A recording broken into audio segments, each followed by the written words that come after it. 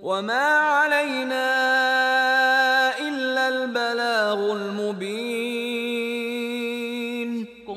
Kung pananglitan nga kita moadto kita sa usa ka tawo o sa balay sa usa ka tawo nga adunay katungdanan. Una kita moadto didto, magplano gyud kita. Pagplanuhan nato ang tanan kung unsay atong suoton, kung unsa ta oras mga mumata, kung unsay atong mga angay buhaton bago kita nga mo padulong dito sa balay adtong tawhana. Kapag ang usa ka tawo moadto sa usa ka balay sa usa ka tawo nga kung asa is taas ang katungdanan, unya moadto siya dito nga wala man na siya nagpreparar. Human sa iyang pagkatulog ni mata siya, wa ni toothbrush ni adto siya dito sa adtong tawhana, sa balay adtong tawhana.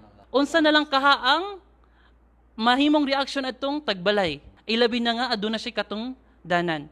Ngano man kung ang usa ka tawo wala siya katong danan, mamahimong makarelate siya. Dili kayo tas iyang standard.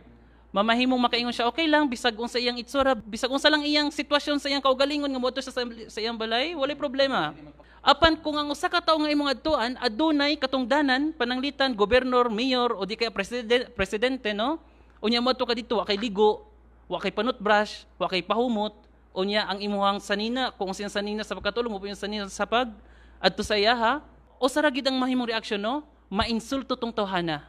Ngano?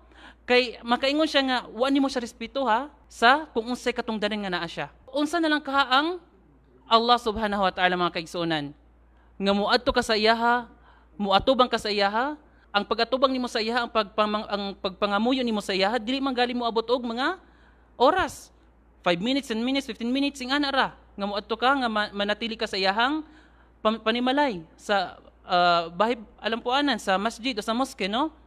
So unsa nang kang Allah subhanahu wa ta'ala nga muadto ka dito nga wala kay tahara. Tahara but pasabot yung paghinlo nato sa atong kaugalingon. Dili lamang basta-basta ang atuan dito sa balay ang lampuanan sa masjid sa mosque no. Dili lang basta mayor, dili lang si kagawad, dili lang si gobernador, dili lang si presidente, kundi Malik Yawmiddin. Siya ang hari sa adlaw sa paghukom. Unya adtoon lang nimo siya nga wa kay pahumot, wala kay ilis, no, wa kay panutbrush. Subhanallah. Kung kita gahatag kita og importansya sa mga tawo nga atong bisitahon, mas angay natong tagaan og importansya ang pagbisita sa Allah subhanahu wa ta'ala. Ilabi na nga maatubang nato ang Allah subhanahu wa ta'ala dili sa taas nga higayon, kundi sa pipila lamang ka minuto. Kinahanglanon nga ihatag nato ang atong tanan nga best aron mo atubang ta sa Allah subhanahu wa ta'ala nga anaa kita sa pinakamaayo nga kahimtang. Mao nang giingon sa propeta Muhammad sallallahu alaihi wasallam, at-tuhuru syatrul iman. But pasabot ang kalimpyo is part siya sa iman o half, no? Shatr. Kinahanglanon nga ihatag nato ang ato ang best. Tagaan nato og importansya ang pag-atubang nato sa Allah subhanahu wa ta'ala. Dili lang sa adlaw sa paghukom kundi mismo sa pag-atubang sa iyaha kapag kita mag-ampo sa iyaha.